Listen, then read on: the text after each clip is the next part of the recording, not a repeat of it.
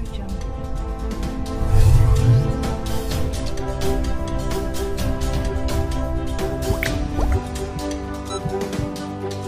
Audio Jungle.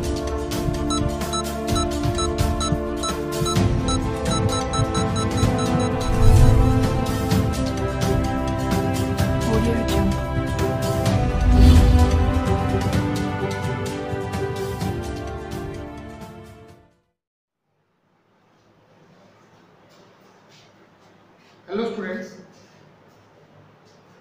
आप लोग इस चैप्टर में काफ़ी चीज़ें जान चुके हैं।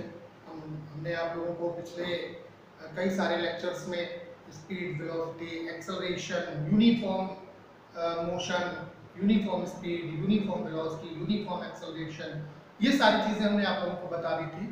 हम लोगों ने तीन जो है वो इक्वेशंस ऑफ मोशन भी ड्राइव किया था। तीनों इक्वेशंस जो थे मोशन के कौन कौन से थे, एक बार फिर से रिकैप कर लें। हम लोगों ने ड्राइव किया था v equal to u plus a t, और दूसरा s equal to u t plus half a t square, और एक v square equal to u square plus 2as। ये इक्वेशंस ऑफ मोशन हम लोगों ने ड्राइव किया था।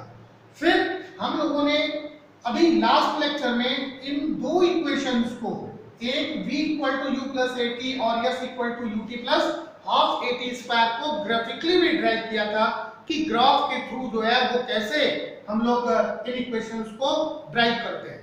अभी एक इक्वेशन जो थर्ड इक्वेशन ऑफ मोशन था v square equal to u square plus 2as, इसको ग्राफिकली ड्राइव करना था। तो कैसे graphically v square equal to u square plus 2as को ड्राइव करते हैं? तो to drive third equation of motion graphically हम लोग थर्ड इक्वेशन ऑफ मोशन को कैसे ड्राइव करेंगे? तो इसके लिए सबसे पहले हम लोगों ने एक ग्राफ बनाया। ग्राफ को आप लोगों को रीड करने आना चाहिए। ग्राफ कैसे रीड किया जाए? तो देखो, ये जो O लिखा हुआ है ये ओरिजिन पॉइंट है। यहां से कोई भी बॉडी जो है वो इनिशियल स्पीड u से या इनिशियल वेलोसिटी u से चलती है और पॉइंट A पे पहुंचती है। पॉइंट A से यूनिफॉर्म एक्सेलरेशन क्रिएट होता है और ये पहुंचती है कहां पे? B पर। तो ऑब्जेक्ट B पे जब पहुंचती है तो उस समय जो टाइम होता है वो टाइम कितना होता है? t के बराबर। और B से C तक को हम इसकी फाइनल वेलोसिटी मानते हैं, क्योंकि पॉइंट C पे अगर देखा जाए तो इसकी वेलोसिटी 0 थी और B पे जो इसकी पोजीशन है वो मैक्सिमम वेलोसिटी है। ये वेलोसिटी बताएगा आपको। तो मैक्सिमम वेलोसिटी यहाँ पे है, तो ये पूरा क्या बताता है? v यानी फाइनल वेलोसिटी। तो अगर देखें यहाँ पे तो OA जो है वो इनिशियल वेलोसिटी बताता है। इनिशियल वेलोसिटी, ये इनिशियल वेलोसिटी बताता है। और OC जो है ये बताता क्या है? टाइम t, टाइम बताता है। AB जो स्लोप है, ये AB जो है वो क्या बताता है? एक्सेलरेशन A, एक्सेलरेशन A बताता है। जबकि BC जो है वो फाइनल वेलोसिटी बताता है, यानी ये फाइनल वेलोसिटी है। तो ये सारे टर्म क्लियर हो गए आपके। अब हम लोगों को जानना है कि हम कैसे इसको कैलकुलेट करेंगे। तो कैसे कैलकुलेट करें? देखो, इस तरह से किसी भी मोशन करने वाली ऑब्जेक्ट के द्वारा, कोई भी मूविंग बॉडी के द्वारा सबसे पहले हम क्या कैलकुलेट करते हैं? Travelled distance. तो travelled distance by moving body, जो मूविंग बॉडी है उसका ट्रेवल डिस्टेंस कितना होगा? यस इक्वल टू, तो ये यस इक्वल होगा किसके? एरिया ऑफ फिगर कौन सा? OABC, area of figure OABC। इस OABC के एरिया के बराबर इस मूविंग बॉडी का ट्रेवल डिस्टेंस होगा। लेकिन जरा OABC को देखें हम तो हमें क्या नजर आता है कि OABC जो है वो एक trapezium here OABC is a trapezium. Trapezium. तो अगर ट्रेपेजियम का एरिया निकालना है तो हम सभी लोग जानते हैं, यानी area of trapezium, area of trapezium OABC that is equal to कितना हो जाएगा, sum of parallel sides, sum of parallel sides into height upon 2, sum of parallel sides into height upon 2। तो यहाँ पे पैरेलल साइड्स कौन कौन सी हैं, तो OA और BC जो है वो पैरेलल साइड्स हैं। OA की पैरेलल है कौन, BC, तो हम इसको निकाल लेंगे, OA प्लस BC या CB इनटू हाइट कौन सी होगी, OC। OC जो होगा वो क्या है, हाइट, इनटू कितना हो जाएगा, OC अपॉन कितना, 2, किसके इक्वल होगा, यस के, यानी ट्रेवल डिस्टेंस के इक्वल होगा। अब अगर हम लोग देखें तो सबकी वैल्यू रख सकते हैं। OA की वैल्यू कितनी है, U, OA की वैल्यू कितनी है, U है, और BC की वैल्यू कितनी है, V है, और OC की वैल्यू कितनी है, T है। तो इसको हम लोग क्या लिख सकते हैं, U प्लस V इनटू कितना, T अपॉन कितना, 2। ये हो गया किसके बराबर, यस के बराबर। लेकिन हम लोगों ने पढ़ा है कि V इक्वल टू, देखो बट V इक्वल टू कितना होता है, U plus AT। V equal to जो होता है वो बराबर हो जाता है किसके, V equal to U plus AT के बराबर होता है। तो AT इक्वल टू किसके बराबर हो जाएगा, AT इक्वल टू हो जाएगा V माइनस U के बराबर। AT इक्वल टू हो गया किसके, V माइनस U के बराबर। तो T इक्वल टू किसके बराबर हो गया, तो T इक्वल टू हो गया V माइनस U अपॉन कितना, A। T इक्वल टू हो गया V minus U upon A। अब हम क्या करें, जो T की वैल्यू है वो इस वैल्यू को हम लोग T के लिए पुट अप कर देते हैं।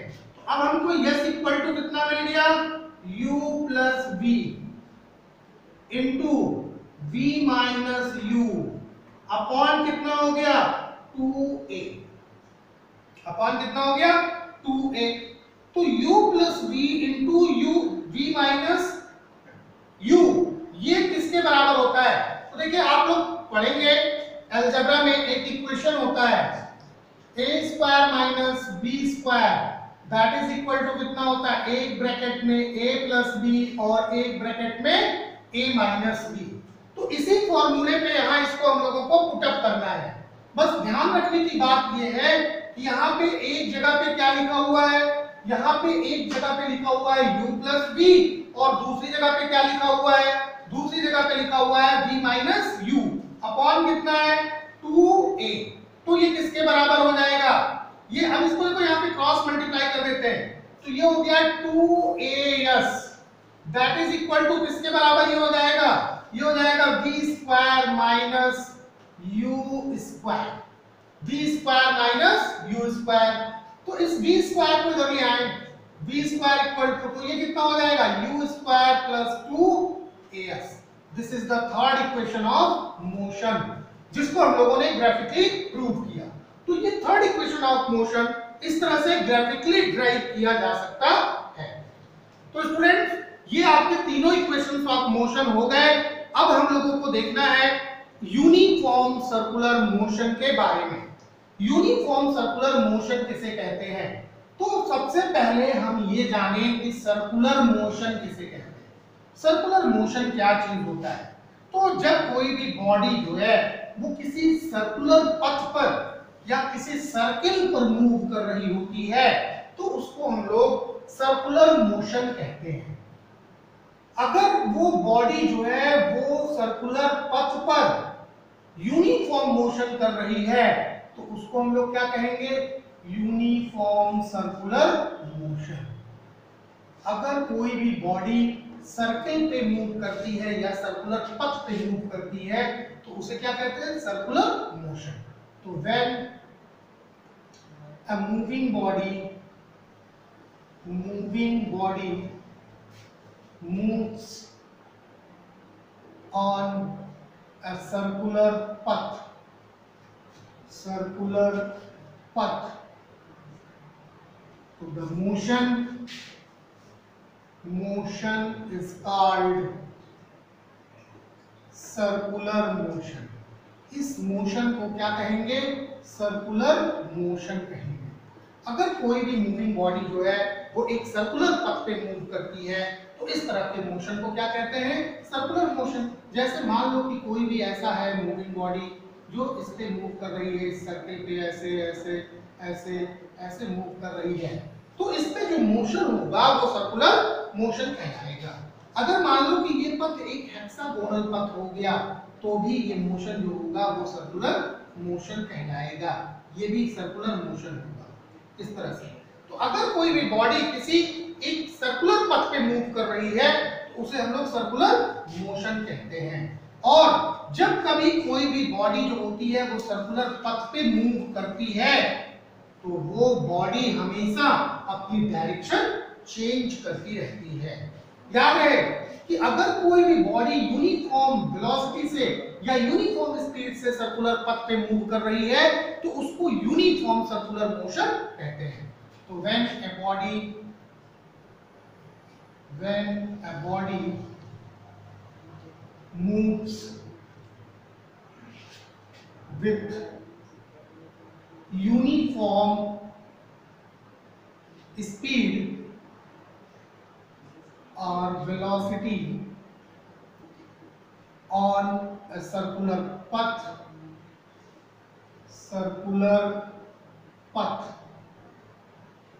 then it is called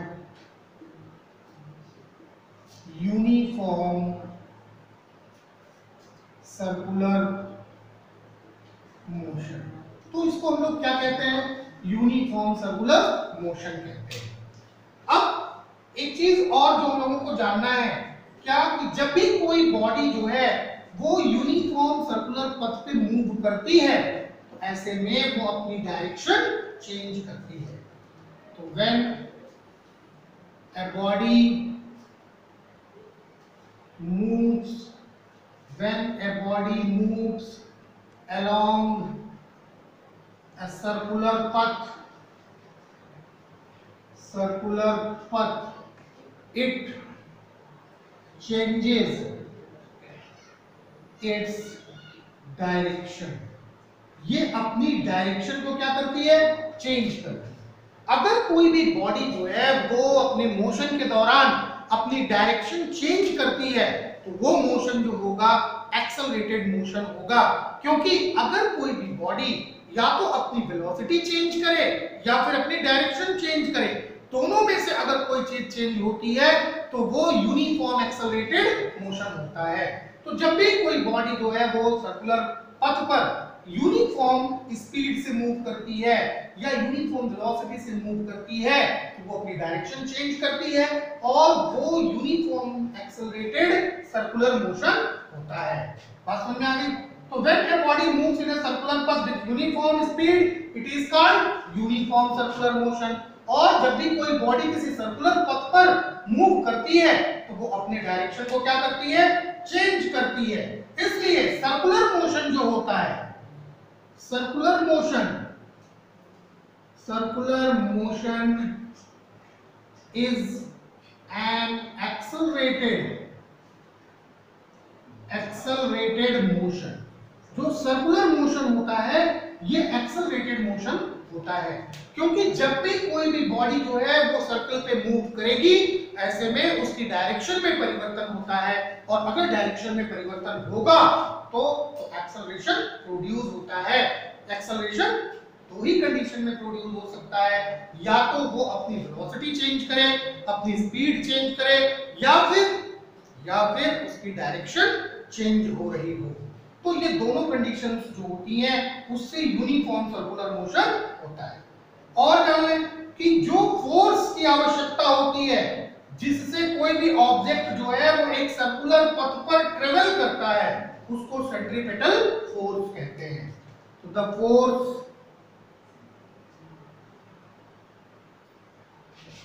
force needed to move on a circular path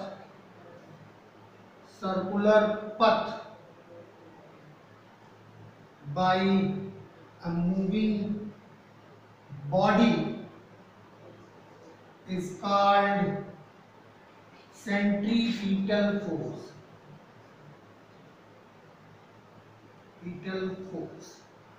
तो सर्कुलर पथ पे जो मूव करने वाली बॉडी होती है, जो फोर्स जो है वो नीडेड होता है, उसको सेंट्रीपिटल फोर्स कहते हैं।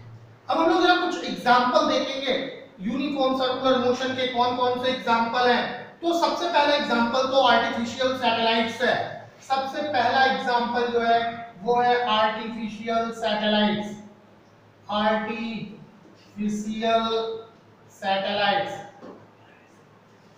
आर्टिफिशियल सैटेलाइट्स जो होती हैं वो यूनिफॉर्म सर्कुलर मोशन शो करती हैं। तो artificial satellites is one of the most important example for uniform circular motion. दूसरी चीज अगर हम लोग देखें कि जो चंद्रमा है हमारा, ये भी क्या है? ये भी एक सैटेलाइट है जो अर्थ के चारों तरफ एक सर्कुलर पथ पर मूव करता है। तो the revolution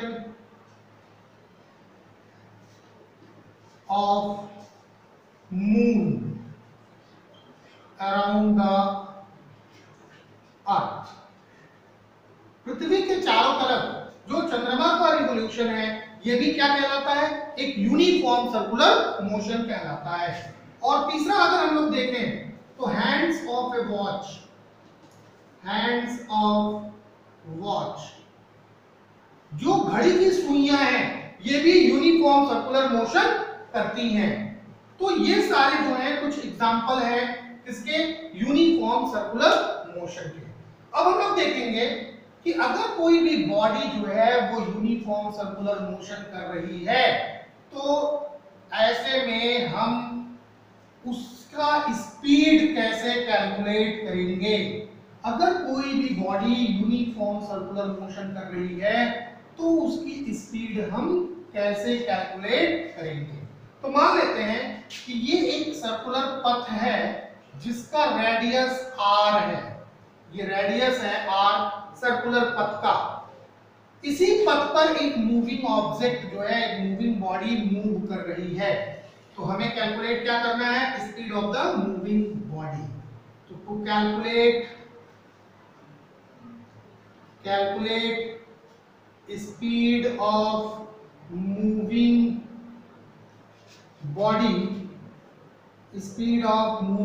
body on a circular path। तो कैसे हम कैलकुलेट करें मूविंग बॉडी की स्पीड? हम लोगों ने क्या पढ़ा है कि स्पीड इक्वल टू क्या होता है? Distance upon time. तो मान लेते हैं कि जो मूविंग बॉडी है यहां से चल के ऐसे आती है यहां तक और इसमें टाइम लगता है t सेकेंड का टाइम लगता है। तो टाइम हमको मिल गया t सेकेंड, लेकिन t सेकेंड में ट्रेवल्ड डिस्टेंस कितना होगा? तो ट्रेवल्ड डिस्टेंस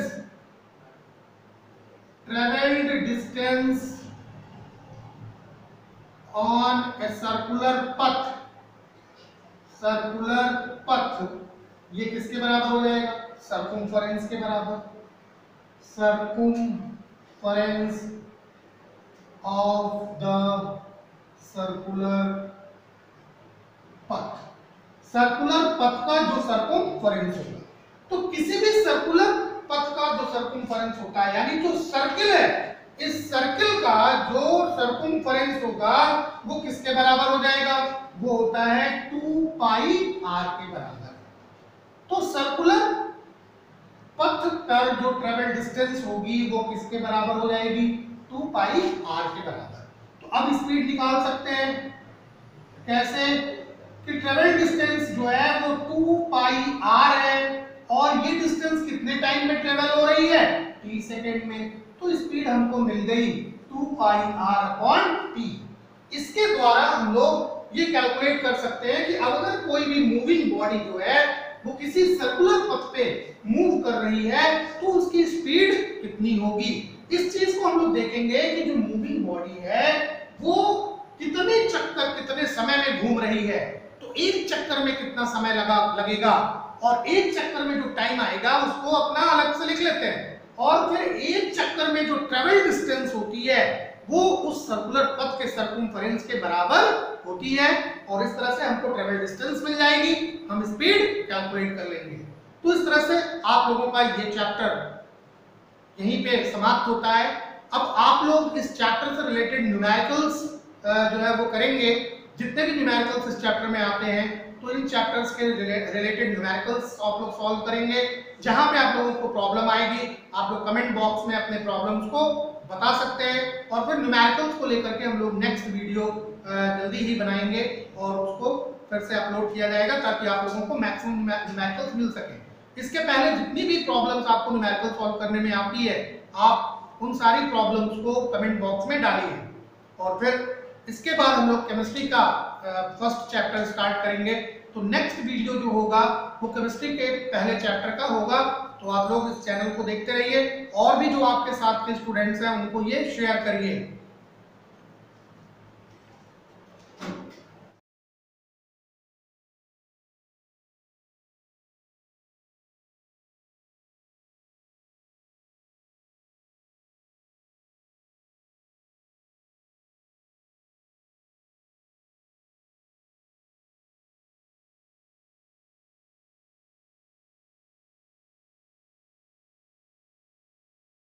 तेरी कूलनेस का स्वैग कहीं लो ना हो जाए, तेरी लाइफ की स्पीड कहीं स्लो ना हो जाए।